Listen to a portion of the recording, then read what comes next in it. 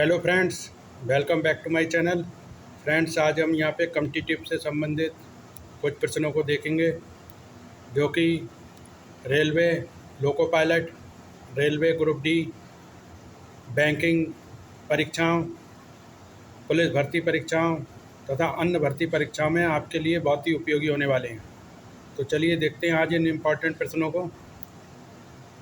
देखिए, हमारा प्रश्न जो दे रखा है, एक परीक्षा में 45% छात्र उत्तीर्ण हुए और 75,000 छात्र उत्तीर्ण नहीं हुए, तो परीक्षा में भाग लेने वाले छात्रों की संख्या कितनी है। चार ऑप्शन दिए गए हैं आपके पास। पहला 1,54,000, दूसरा 1,45,000, तीसरा 1,55,000 और चौथा है 16,000। तो देखिए, एक बार क्वेश्चन को हम फिर से यहाँ पे पढ़ देते हैं कि एक परीक्षा में 45% छात्र उत्तीर्ण हुए और 89,750 छात्र उत्तीर्ण नहीं हुए, तो परीक्षा में भाग लेने वाले छात्रों की संख्या कितनी है। चार ऑप्शन आपको बता दिए गए हैं, आपको बताना है इनमें से कौन सा ऑप्शन हमारा सही होगा। तो देखिए, सबसे पहले परीक्षा में उत्तीर्ण होने वाले छात्रों की संख्या कितनी है, 45%। ऐसे छात्र जो परीक्षा में उत्तीर्ण हो गए हैं उनकी संख्या है 45%। तथा परीक्षा में अनुत्तीर्ण होने वाले छात्रों की संख्या हम यहाँ पे फाइंड आउट कर सकते हैं। तो परीक्षा में अनुत्तीर्ण होने वाले छात्रों की संख्या हम यहाँ पे निकाल सकते हैं 100 - 45, आ गई 55%। ठीक है, क्योंकि उत्तीर्ण होने वाले 45 हैं, तो अनुत्तीर्ण होने वाले कितने हो गए, 100 - 45 यानी 55%। ठीक है, अब आप देखिए 55% छात्र फेल हुए तो कुल छात्रों की संख्या हमारी थी 100। जब 55% छात्र फेल हुए तो कुल छात्रों की संख्या 100 है, जबकि 45% छात्र पास होने वाले थे। ठीक है, तो अब देखिए अतः 79,750 छात्र फेल हुए, तब कुल छात्रों की संख्या कितनी होगी। तो देखिए 100/55 और गुणा 79 माना 89,750। ठीक है, तो यहाँ पे देखिए 55 से इसको कैंसिल आउट कर देंगे तो हमारा आंसर आएगा लगभग 1,45,000, 1,45,000। ठीक है, तो ये हमारा आंसर आ चुका है। ऑप्शन नंबर बी जो है वो यहाँ पे बिल्कुल करेक्ट हो जाता है।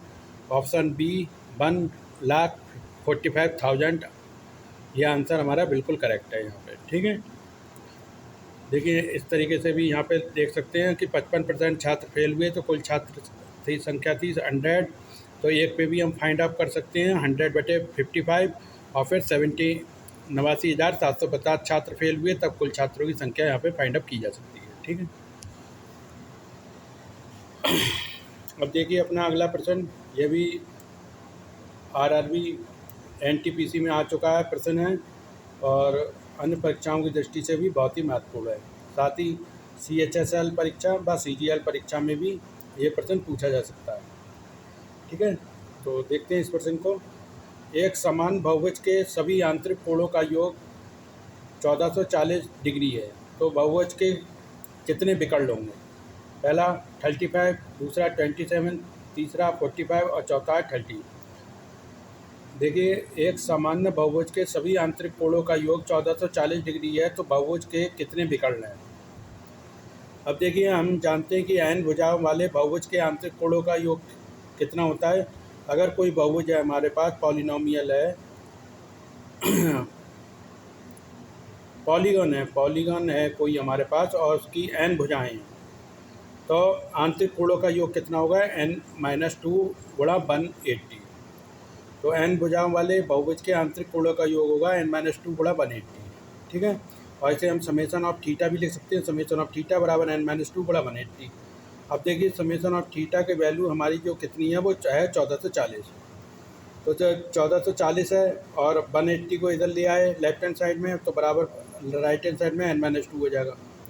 ठीक है, अब 180 से 1440 कितनी बार डिवाइड होगा, कैंसिल आउट 8 बार। ठीक है, 8 बार से डिवाइड आउट हो जाएगा, तो 8 बराबर n - 2 आ गया और n की वैल्यू यहाँ से फाइंड आउट कर लेंगे। n बराबर 8+2 या n बराबर 10, तो n की वैल्यू कितनी आ गई, 10। ठीक है फ्रेंड, तो ये हमारी कितनी आ गई, n भुजाओं वाले बहुभुज के आंतरिक कोणों का योग जो था वो ये था। तो ये फार्मूला था हमारा। तो कितनी भुजाएं, एन की वैल्यू कितनी आ गई, यानी हमारे पॉलीगन की भुजाएं जो हैं वो कितनी आ गई, एन बराबर 10। ठीक है। अब हम जानते हैं फार्मूला कि यदि किसी बहुभुज में भुजाओं की संख्या n है तो उसमें विकर्णों की संख्या कितनी होगी, क्योंकि हमसे विकर्णों की संख्या इस प्रश्न में पूछी गई है। तो अगर किसी बहुभुज में भुजाओं की संख्या n है तो उसमें विकर्णों की संख्या कितनी होगी, उसका फार्मूला है हमारा डी डायगोनल बराबर n/2 n-3। क्या है, डायगोनल बराबर n/2 n-3।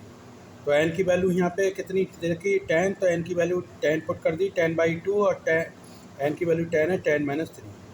ठीक है। तो 2 को 10 से 5 बार डिवाइड करा, 10 में से 3 गया 7, तो 5 7 था 35। तो 35 हमारा आंसर यहाँ पे आ चुका है। तो option A is the correct answer.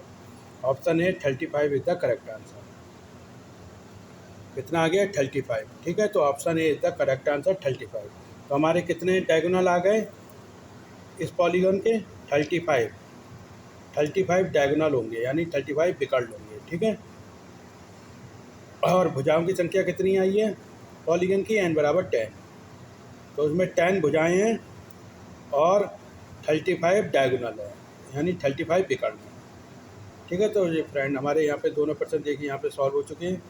तो फ्रेंड आप लोग हमारे चैनल को ज़्यादा से ज़्यादा लाइक, सब्सक्राइब और अपने फ्रेंड और रिलेटिव में से ज़्यादा से ज़्यादा शेयर कीजिए, जिससे हमें मोटिवेशन मिल सके और हम नेक्स्ट वीडियो आपके लिए इसी तरीके से ला सकें। तो साइंस और मैथ से संबंधित वीडियो के लिए आप लोग हमसे जुड़े रहें और ऐसे ही हमें मोटिवेट करते रहें। तो नेक्स्ट वीडियो में फ्रेंड मिलते हैं आपसे, तब तक के लिए धन्यवाद।